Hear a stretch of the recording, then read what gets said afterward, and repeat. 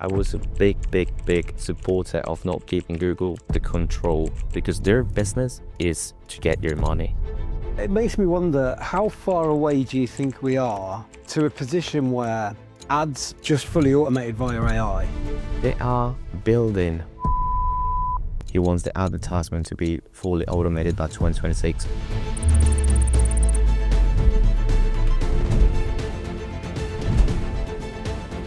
They'll create everything, all the way from the creative to the ad copy to everything. You know, AI's here whether we like it or not. I had a conversation the other day with a person who specialized on AI modules, and he said,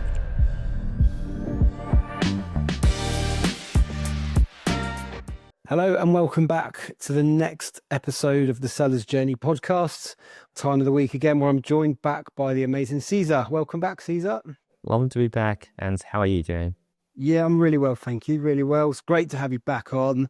Yeah, I mean, we've had a few really interesting conversations so far. So I guess really I just wanted to kind of pick up where we left off last time, which was around the kind of search campaigns. We really did get a lot of interest, and I've had a few messages from people that have listened to that podcast asking a few questions and wanting to know how they can kind of implement this type of campaign and really kind of get it or use it to their advantage. Just as a little kind of a kickoff, I guess, what do you think are the kind of main things to look out for when you're setting up this kind of campaign? And what are the kind of the issues that you could come across? Oh, yeah, that's a really good question. So, and it's really interesting because I feel the most important thing that people miss out all the time is tracking. So setting up tracking correctly is the most important thing that you need to do. So because if you've got it right, then you're telling Google what is a valuable customer for you. If not, then you're just probably burning cash. So that's the top one thing that you should be looking for. And I feel a lot of people get it wrong. It's not that it's massively complicated, it's that before, back in the days, it was actually a little bit more complicated because it actually have to go in the code of the backend of the website. But now, for example, with web builders like Shopify, you can just link both accounts and it links it and creates conversion actions perfectly for you. So it labels for you purchase, add to cart, add payment information. So all those stages, it records them for you. So you can actually see things like, okay, this search campaign is generating 20 conversions in the add to cart, but just 2 conversions and actually ended up being purchases. So that means that there's something that you need to fix in the flow of the website. Maybe there's too many steps, or maybe your shipping fees are too high. So it varies very much. You can do an analysis about that, but tracking is essential. And I want your viewers obviously to understand that it's not that it's impossible and to take advantage of all the tools that these platforms give you these days, because it's massively easy. And probably all the 2 things that I see a lot when I'm auditing accounts or Martin's auditing accounts is first, the targeting audience. So when you select the country, the city, or the postcode that you want to advertise for, just click on the view more options drop down just below the targeting, and in there just put presence, because by default Google is advertising by presence and interest, which means if somebody is looking for something in LA or New York City but he's not living there, he might as well get the ad shown to him. And that's just burning cash. If you're an e-commerce store, most likely you're not selling to tourists, you're selling to people that actually have a presence in that location. Just let it roll for a couple of days. So just keep an eye on it. Maybe leave it for a week or a week and a half with at least a $10 budget, $15 budget, depending on it. Some industries are way too expensive, so just expect it to have, if your cost per click for that specific keywords are around the $5 mark, then obviously you're going to get 2 clicks a day. So data is going to be slower and slower and slower. I can probably in a different time talk about like how to do proper keyword research and a little bit of why is it important to go for long tail keywords still, because we can have like lower cost per click in those very competitive markets. But all the markets are quite okay. So just be patient, make sure the target location is accurate, and experiment a lot. So use 3 ads on each ad campaign, ad search campaign. So we give enough room for the responsive ads to be tested by Google, and then we'll determine which of the three of them works better. There is a lot of tricks and tips on. I record a couple of videos in our YouTube channel as well, and you can go and check them out as well. But in this case, I think those are the biggest mistakes that I've seen most of the time, and that they created 3 headlines, and there's a ad strength ratio that tells you how strong your ads are, and people just leave them in good. So follow the advices, try to get them in excellent or at least good, but don't leave them in poor, or because your ads will be just not performing as good as you want to. Yeah, got it. Okay, that's really useful. You mentioned there tracking and all of the kind of different things that you kind of can track. Would you say there are any trends or anything whilst you're tracking the ads?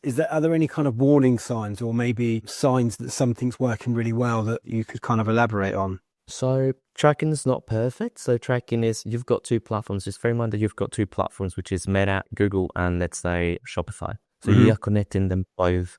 So sometimes with updates, things like this, it could be the case that they get disconnected. If you've got, for example, on average for about a month, 6 conversions a day or 3 conversions a day, and then out of the blue, it goes to 0, and it stays like in 0 for a couple of weeks, but you see your orders keep coming in a lower pace because you're getting clicks, then it means that your tracking is wrong. There is something technical that you can do as well to make test conversions. It's not impossible.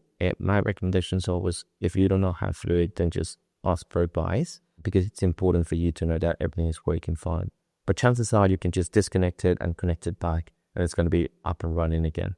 We recommend do this like as little as possible, because we want to keep the data smooth and the learning curve like constant. But when you need to do a couple of things like this, if you're on your own, then these are the kind of things that you can do. However, we're transitioning over to a more automated world now.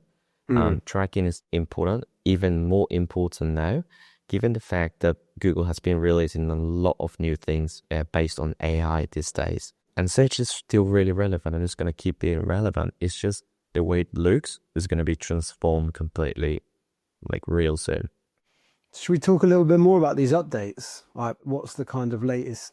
So there's one really exciting that I found. It was released in States initially, and it's called AI Mode from Google. Ooh. It's quite exciting. In fact, if you want, I can share my screen with you. I can show you a little bit of it. It was available in the States. I think it's been rolled out to other countries. There's a full document that Google has released about their launch in the UK, but I'm going to share it. So I'm basically logged in the States, so I can share you. Let me share my screen.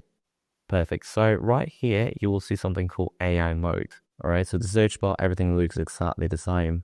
But if we go here, well, there's 2 things. This is the AI Mode. So it looks a lot like a Gemini or a ChatGPT. It's just suggestions about like how people is actually looking these days. But if we ask him, for example, what are the most stylish headphones in 2025? So we've got voice search and image search as well. It's going to do something similar to what ChatGPT does. It gives you the reference sites in here, but it also gives you direct links to the things that he recommends you to go for. So based on what his findings, there's some suggestions here, and you scroll down and you've got shopping campaigns here.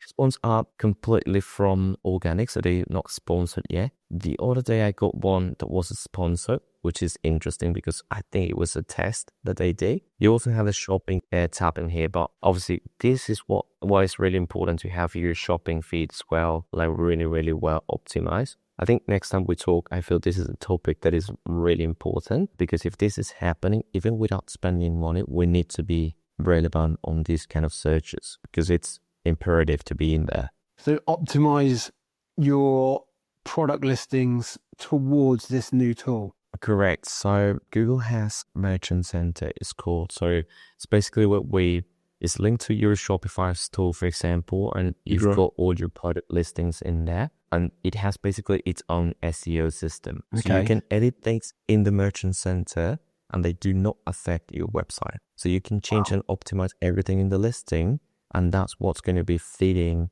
the shopping campaigns afterwards. So it's really, really important. So if you go to shopping in here, you also have like loads of things. For example, I'm sure we can have a 3D one somewhere here. Give me 1 second to see if it pops up somewhere. So it gives you also the opportunity, for example, here, 360. So you see, you can actually move these products around, but sometimes you can just drag them I see. and Yeah, see how yeah, they yeah. actually, you see, there's loads of things that you can actually do in terms of shopping optimizations. You can actually put the tags when it's on sale in here. So there's many, many, many things that you can do. But I feel shopping is like a full, completely new world for a lot of people. And I feel sometimes it feels really, really overwhelming because it feels a little bit technical, but I can walk you through the basics that they need to know about how to optimize a title, a description, additional information, what the page should look like. And with basic optimizations, you can get massive good results. As we're transitioning to this, how I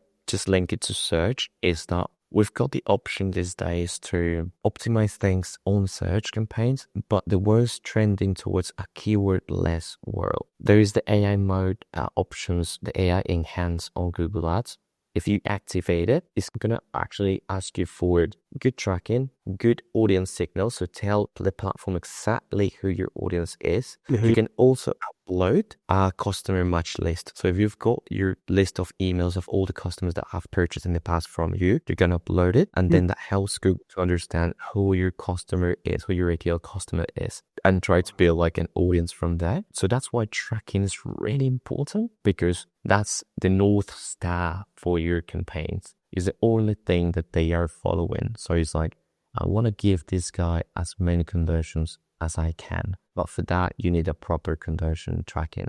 And then I feel like the keyword up and down baits and all those micromanagement things that we do in Google, they're fading away, but it's giving room to more importance to how many ads you create, how many headlines, how creative the headlines are, how creative the descriptions are, how creative the short videos that you're uploading and the images are. So it's turning into from something really technical towards something really creative. And so that's really important that people say, okay, feel that, okay, I'm working with this agency. They're very technical, which is good, but I need them to be really, really spot on creativity as well. Yeah, I mean, how easy is it going to be for brands to get left behind from all this new kind of technology emerging? I mean, it's really exciting in one sense. Does it make things more complicated, do you think, for perhaps people that aren't necessarily experts in the field? I don't think so. I think it's going to be just more competitive. To be honest, the other day I was doing the research and it's about like 64 to 75% of Google's customer base is a small businesses. Their interest is not let them behind. Their interest to how can include them here. Obviously, you can't compete with a massive budget, but that's where creativity is king, because maybe you've got an idea that Coca-Cola or a big player, they do not have. So you can actually be creative, and even if they have a massive budget, your idea of a short video or of an image or crazy headline, they don't have it. So it's going to have the impact that you want it to. I feel quite the opposite. Like, it's giving the tools to people to actually be competitive in a fierce market. So am I reading this right then, that this new technology is essentially giving brands, or essentially forcing brands to not focus so much on kind of keyword exercises, but to focus more on the actual content and the deliverables that the consumer's going to be kind of looking at as soon as they land on the page? Yeah. So I was one of the first people, like I was a big supporter of not giving Google the tools or the control, because their business is to get your money. So they're always going to want you to spend more, and that's a reality. However, at this point, we can't fight it anymore because they fade away search terms, so we can't see exactly what search terms activated the keywords in some places. So now they fade away the keywords. So they fade away all the things that you have control over, and in exchange, what they give you is the option to use more AI tools for you to be more creative. So that's happening for the biggest players and the smaller players as well at the same time. So we just need to adapt to it. I think they want everyone to be able to create search campaigns, and all campaigns. You can actually create campaigns with a couple of clicks. Those ones we recommend to avoid for now, because those ones are going to burn cash in a couple of things that you might not be ready for. So we still want to keep a bit of control, but we need to adapt to this new world, and that's the reality. Yeah, it makes me wonder, how far away do you think we are to a position where ads just fully automated via AI, and the focus for brands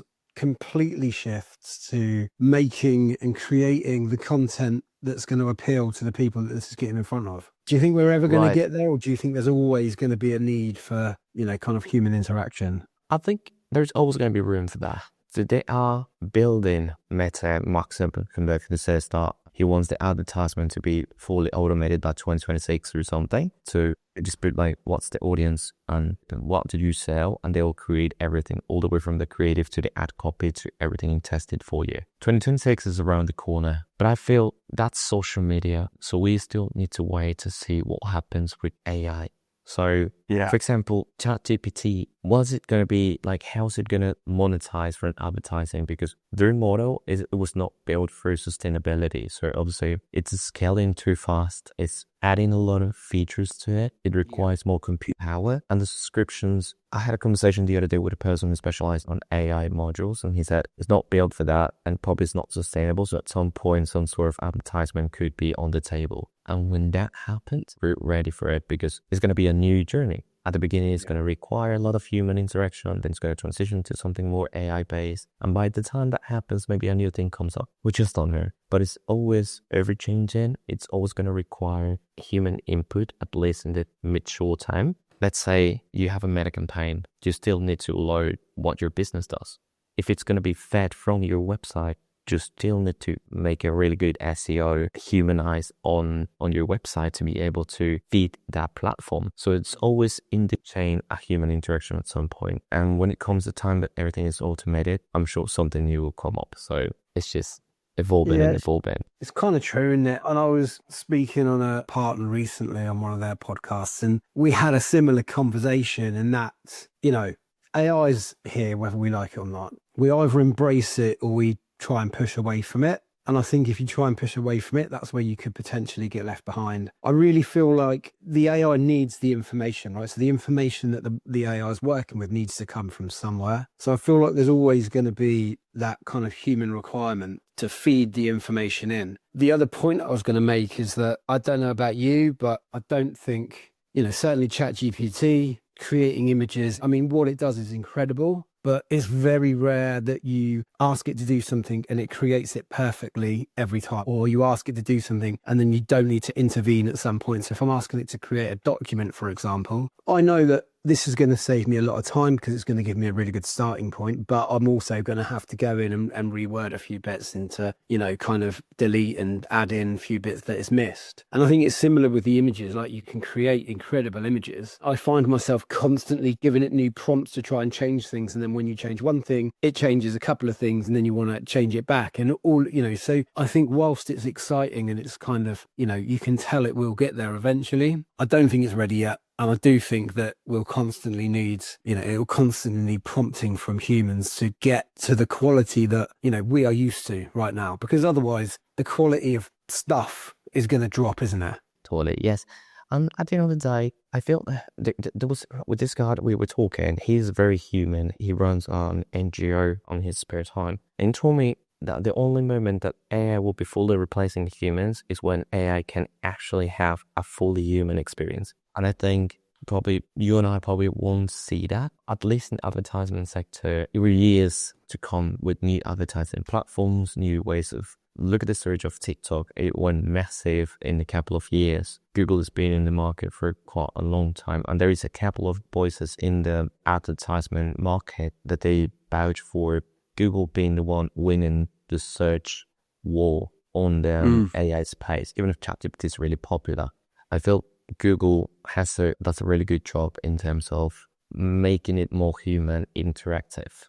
For example, if you talk to a Gemini Pro, again, it's like the voice is perfect. It really adapts to your tone. The quality of the images of the video prompts that you create with VO3, with that platform, is amazing. Well, in ChatGPT, I feel it's more about volume, because they have to keep up with all the expectations that they've got, while Google has in the background a couple of projects running. That's probably the point of view from a couple of experts in the advertisement space. I'm still in between, but certainly in years to come, there's a lot of changes coming up from advertisement, especially from social media platforms and search engines. Yeah, it's crazy, isn't it? And I think, I feel like it's been a hot topic of our conversation since the very first episode that we recorded together, but probably rightly so. It's so important. And as we found out, in the last week or two, it's ever evolving. And, it's only going to get better, right? And I think that, as you mentioned, we're a long, long way off,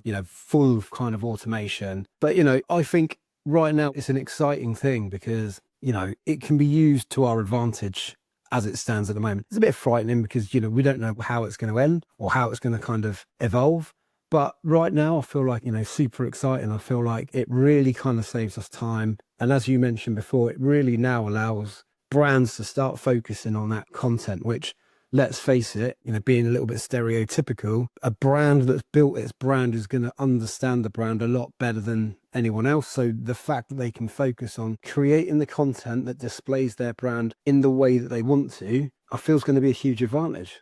Yeah, totally agree. Totally agree. We've been talking about this like since the first podcast, but how could we not talk about it? It is so important, and it has such a big influence on everything that we do today, from advertising to having ideas of, okay, who should I be collaborating with? Yeah, all those things. That's a really good starting point if used correctly. And I feel everyone is getting their own tricks of how to make them work a lot better every day. In advertising, for example, tracking something that is not AI automated, because every website is different. So now we can link it through APIs, but there's still there's still a lot of things that we need to do and make sure that they work and test them. I just recommend people to start playing around with it. Always test the betas. So everything that it's being developed, if you are early on it, test it, because sometimes the earliest you get into something, the better impact you've got long term. And cheaper cost per result you've got usually before. It happened with performance max, with responsive search ads, with a lot of things in the space. So just focus on, try things when they come up, try to be updated. And I recommend them to follow your podcast, because you guys do a cracking job in terms of updating people on what's new in the space. So keep it going and don't feel overwhelmed. Feel overwhelmed, that's fine. But just know that there is what you're facing, everyone else is facing as well. So everyone's adapting. Yeah, thank you. Thank you, Cesar. Really appreciate that. And I guess this is kind of the reason that we want to talk about this stuff, right? Because we're living in an ever-evolving world, and it's so easy for people to feel overwhelmed or feel like they're being left behind, and then focus, somewhere else and look at other things and other ways to spend their marketing budget. But, I feel like the message that we're trying to get across is how important it is to, just keep rolling with it. Just keep trying to learn, keep trying to implement, keep testing, keep tracking, and then, tweak as you go along and improve along the way. Again, mate, it's been really, really great talking to you. I know you're a super busy guy, so I won't keep you too much longer. Just a parting question for you. How do you see these updates, and do you know, or are there kind of like upcoming updates that you're aware of, or are they literally just kind of sprung upon us? There's a lot of them coming up every single day. There's a couple of journals that I follow as well, and I obviously follow the Google official channels. They're really good at like putting the news first in that. Sometimes they do it in a very technical way. So if you want, we post in our YouTube channel as well, in Optimax, videos every week about like the latest news or any tutorials. But I feel Google official channels are a really good way to go as well. In terms of updates, I think this one that we talked about, the AI mode, is quite recent. There's another one that is really important about Performance Max. It's very complex type of campaign, but the good thing, like in a ballpark, is just now you're going to be able to see the attribution for each channel. So it combines video, search, display, everything. Before, you can see the results were attributed to what. So now you can, after years of being launched, and that's something pretty much we advertisers have been craving for years. It takes away something from you, but in return, it gives you something else. And then that's massive change. If you want, we can talk about that as well in the next episode. I'm really happy to walk you through a little bit of how's it going to look like, because it's crazy good what we can see now, and it's going to be a game changer for decision making for advertisers. Wow. Yeah. Cool. I'm really looking forward to that already. Okay. We'll wrap out there, but we'll get to work in the background and come together in a couple of weeks. And let's get that discussion topic going. If you're listening to this podcast and there's anything specifically that you want to know from Cesar, please drop us a comment or drop us an email, and we'd be more than happy to address any questions that you've got on the podcast. We try and record something every couple of weeks, but obviously, you know, we're both relatively busy, so it might not always be bang on 2 weeks, but, you know, drop your questions over to us and we'll make sure that they get answered at some point. Cesar, as always, mate, it's been an absolute pleasure talking to you. Really appreciate you taking the time. And yeah, I'll see you next time. Yeah, see you next time. Love it to be back. You take it and Cool. love to see you again.